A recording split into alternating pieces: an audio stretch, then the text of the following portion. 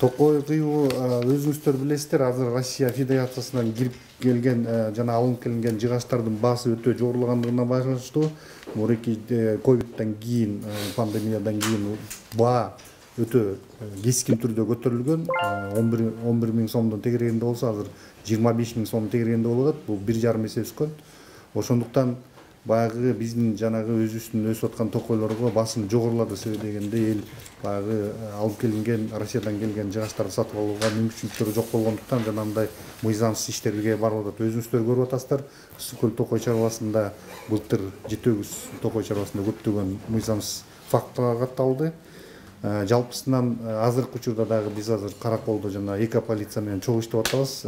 Ошо Ак суу районунда дагы көптөгөн фактылар катталып атат. Эми эл болгондон кийин алат экен, баягы урдайт экен, токойчу жетишпей калып атат, түнкүсүн уурдап кетип атышат.